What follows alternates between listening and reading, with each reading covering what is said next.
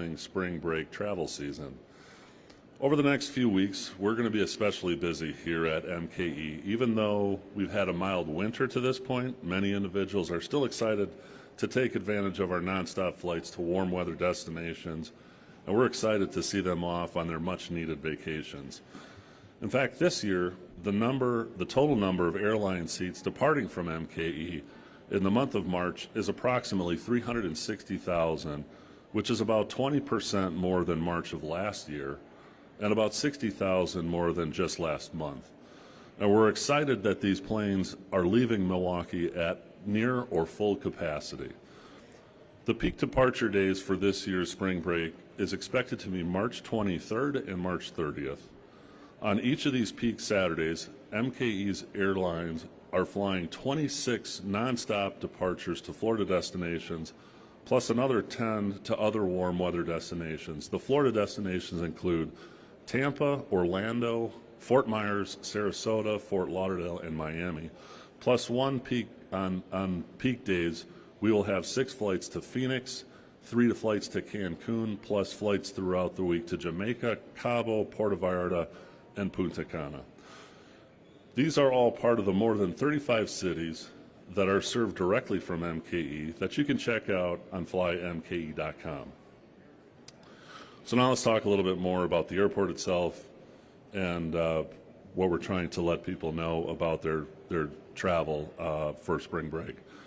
During the busiest days, all of the on- and airport parking facilities are going to get quite full. We recommend that all travelers download and use our MKE Smart Park app.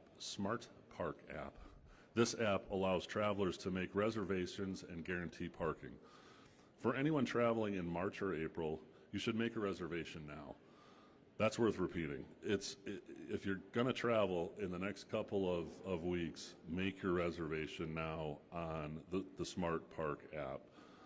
Try to do that today as early as you can. If you wait till the day before the trip, you won't be able to make the reservation on that program. And it's always good advice to tell people to arrive early to the airport, especially during this time.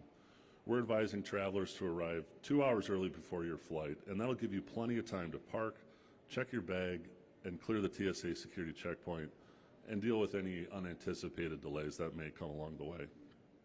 And once you're in the terminal, you can get ready for your trip by dumping off your winter coat and use our innovative and nationally acclaimed coat check service for just a couple of dollars a day, located in the Summerfest Marketplace just behind us.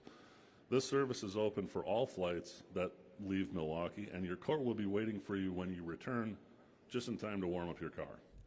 So with that, I'm going to turn it over to Jessica Kameli from TSA to share some security checkpoint tips.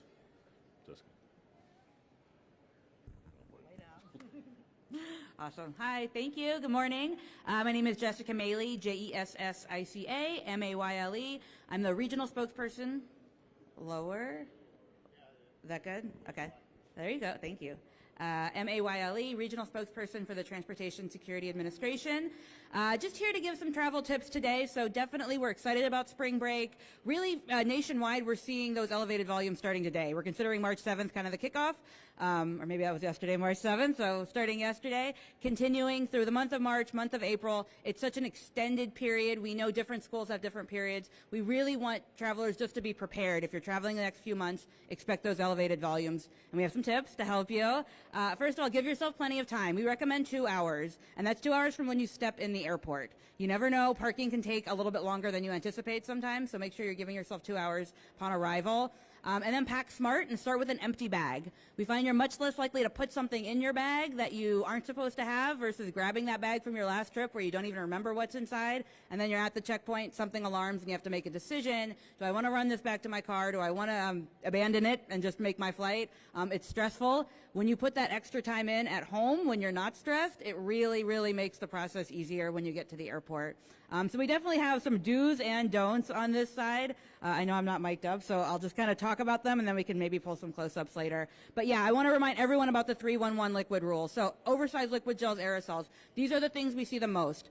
You might think, oh, it's not a big deal. I forgot my water bottle. They took it away. I made my flight. But when you forget it, the person before you forgot it, the person after you forget it, those add up. And it's really what we start to see those delays and those queues building up is when people just aren't thinking and they have those prohibited items. So 311, what that means, I'll go ahead and grab it. Every liquid needs to be 3.4 ounces or less. All of your liquids need to be able to fit in a quart-size bag. So 3 ounces per 1 quart-size bag, 1 bag per passenger. This is what your liquids should look like. And again, it just saves you time because you aren't having to deal with that issue of trying to make a decision. Do I want to try and check my bag because I have oversized shampoo? So that's number one tip.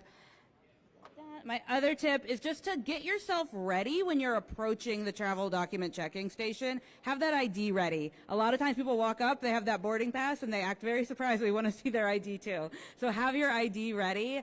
There's many times at many airports, many lanes, when you might not even need to show a boarding pass anymore because we have advanced technology that verifies the ID that the passenger is also flying out that day. So prioritize that ID. Immediately after you're done showing that ID, put it back in your wallet. We want to have as few loose items when you actually get to the x-ray as possible. So we're talking about coins, keys, AirPods, your ID.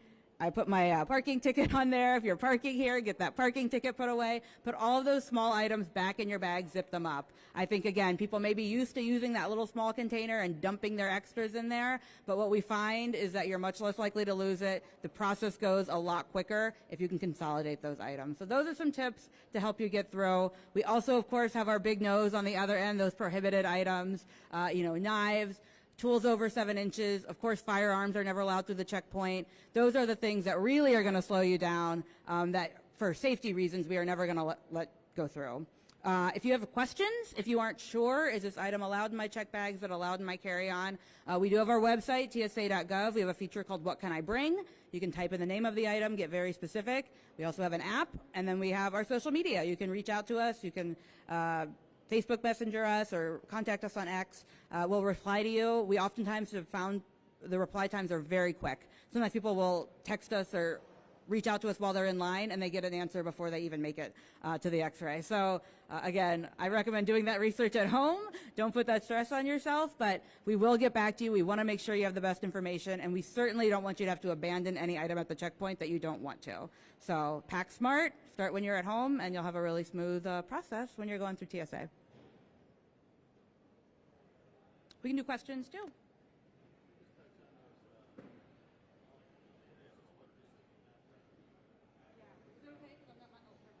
Oh, thank you, Carol. So yeah, oversized liquids. So again, spring break, I think people are traveling with sunscreen a lot, and you just want to remind people, buy your sunscreen there, or check the bag. That is always an option. These are all totally permissible in checked baggage. So, it would be shampoo, bottles of water, sunscreen, perfume, anything like that would not be allowed in your carry-on. And then, yeah, some of these Swiss Army knives, any sort of just like personal self-defense tool. A lot of times these are very small and they maybe don't even look that scary, but if they are designed to hurt someone, they're probably not going to make it on the plane. So just do a quick check, make sure you know what's in your pocket, make sure you know what's in your bag, and it'll prevent you from, again, causing an alarm. It'll have to be resolved. It slows you down. It also slows people in line behind you down.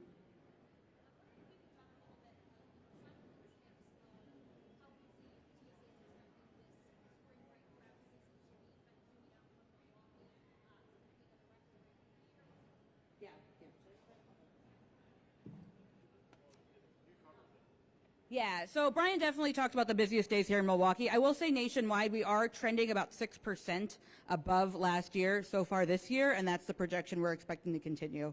So again, 6% might not seem huge, but when we're talking about hundreds of thousands of people, we're over 2 million passengers a day that we're screening across the country. We're definitely expecting big crowds, and we could potentially be have individual days that set records. Again, that typically happens near the end of the year when we're looking at the Thanksgiving and Christmas holidays, but certainly we're going to see busy days. There's going to be those moments of the day that are very busy. I always want to highlight that earliest flight of the day block, 5 to 7 a.m., whether you're flying out of Milwaukee or coming back to Milwaukee. Those are always our biggie kind of rush hour times, and those are the times I really recommend people give themselves 2 hours.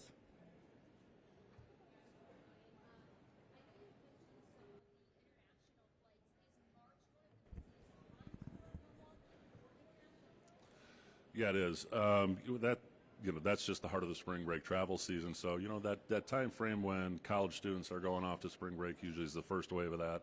And then it's families, around the holiday season. So that's when we have the most flights, not only to the international destinations, but also into places like Florida.